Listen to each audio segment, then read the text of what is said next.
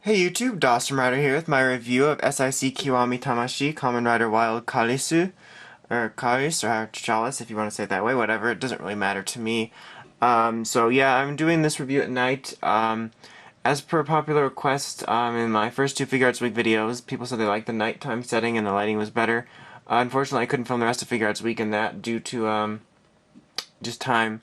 So I'm filming the next few reviews at night and see how it goes. Let me know how the resolution looks once again. And don't start arguing about me copying Vangelist. Let me know about the resolution.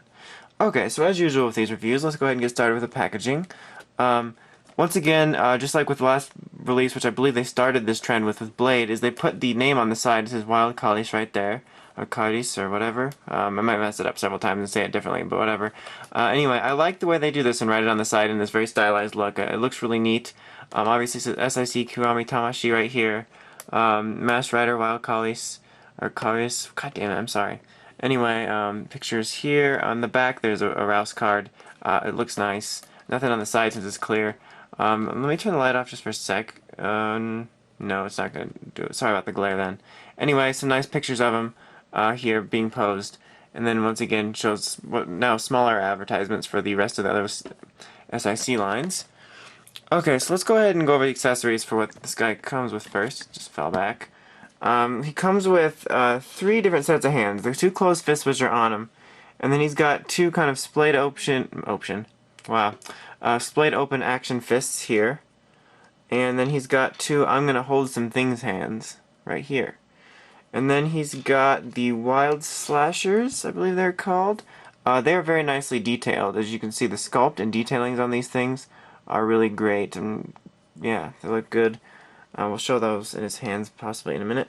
And then the Chalice arrow, which is also very nicely detailed. You can see the beautiful paint and sculpt on this. It's one of the great things about SIC. They have really greatly detailed weapons.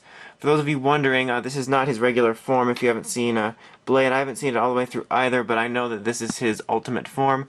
I'm not entirely sure why they decided to release that first before the original form. I'm surprised they didn't do the original form and this being some type of exclusive. But anyway, let's take a look at the figure. Another beautiful figure out of the SIC line. Blade was a little bit of a disappointment to me, but this guy brings up the bar a little bit. Let's go ahead and look at his face. Raises the bar, excuse me. His face. Somewhat compound eye look here, which looks really nice in this really nice green translucent color. The mouth nicely detailed once again. There's a standard jewel, and it's obviously, if you don't know, SICs are a stylized look, which is why it looks slightly different. The chest here also has a compoundish material. It's not quite the same plastic, but it's got the green translucent thing going on, which looks nice. And all of the sculpting on his chest looks absolutely gorgeous. Gorgeous, darling. That was weird. Anyway, sorry about that. It's late. So here we have his shoulder pads. Just really great sculpt and detailings here. In the back here also, just really beautiful. Here's his, his arms. Nice detailing and sculpts down the side as well.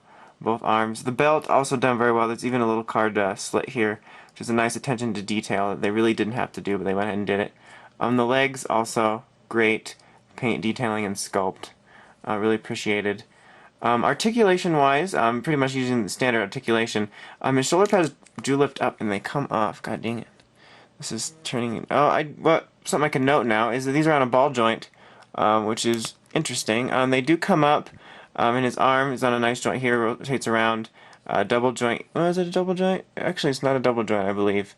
Swiveling. His arm movement is pretty much a little bit limited by this. It actually raises quite a bit, which gives him some good poses, but it's still a little limited. You might want to be careful with these. But that was just because I applied force to this, but these are actually pretty tight. You can see this, I'm having a hard time pushing it out. They're pretty tight joints. The waist, can the waist move? No, yeah, the waist can move. It's a little bit tight here. Can move like so. 360 head, I'm not going to do it all the way around, up and down. Legs movement all around, double joint here, swivel, and then swivel here. No toe joint, but he's got nice ankle.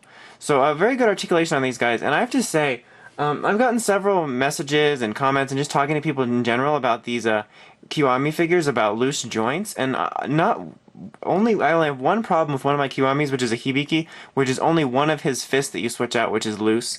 The rest have all been very tight jointed, which is really nice. But overall, great looking, great details. Let's go ahead and switch his hands out and show off some weapons. before we get to the final verdict. And these are done in a ball joint. I cannot remember if blades were done in a ball joint, but I know Ryuki and Hibiki's were done in a different style joint. I'm guessing they did it because, you know, the ball joint, I'm being stupid, the ball joint adds better durability. Because my Hibiki one on one of the drum arms, or drum, whatever, the arms was loose. Oh my god, this is horrible. I'm just eating up camera time doing this. Okay, there we go. We got one. A little bit hard to get in. Sorry if you can hear whatever that noise is. I think they're still working on the roof across the street, I guess. Whatever. Okay. So, I don't know if I'm putting these in the hands wrong, but here we go. Could probably just look at the picture on the back. But he can be holding his weapons and be like, bitch, I got blades. Even though I'm not Blade. That's a horrible joke. I guess he kind of holds them backwards. I don't know. But whatever. My point is you can hold them. This review's going nowhere fast with that. Okay, but yeah, you can hold them. Yeah. So let's get him to hold the arrow, just because I got a little bit of time. It's a very unique way of holding it. Awkward silence. I had quite a bit of trouble with Blade holding his weapon. In fact, I'm going to bring him in a minute just for a shot of them together, and I had a hard time with it. Anyway, here's his arrow. I think he normally goes in the other hand in the picture, but whatever. Yeah, there he is holding his arrow. It looks really good on him. Normally you can put the other action hand and have it like pulling back. Looks good. Yeah, overall, a great looking figure. Let me set him down and get him in kind of a pose. The arrow's kind of adding some problems. There we go. That's good enough. And just for comparison's sake, here he is next to his buddy Blade from the same series. He's definitely taller than him because of his horns. Anyway, final verdict. This is a really good figure. I was a little bit disappointed with him as stated in my review, but Wild Cars is really cool. I like him a lot. The colors on him look great. The details are fantastic. This is a line I have a really easy time recommending, even Blade, who I was more disappointed with, because these figures are only 12 bucks, which is the cheapest Rider figure line I buy. And they're just so worth it. I mean, 12 bucks, you get amazing detail and good articulation, and if you don't mind the stylized look, they're a great line to start off with for someone on a budget. Figuarts is still king for me, but I'm still going to keep collecting these because they're a decent line to get into. I definitely recommend it. If you're a fan of the Blade series or Cars, definitely recommend it. Good figure for a great price. That's about it, so definitely recommended. The next review in this line is going to be Kiwami Den-O, I believe, sword form. That should be shipping soon from when this review is filmed. And then there's a Momo review, a Momo release, and then I believe Blade King form.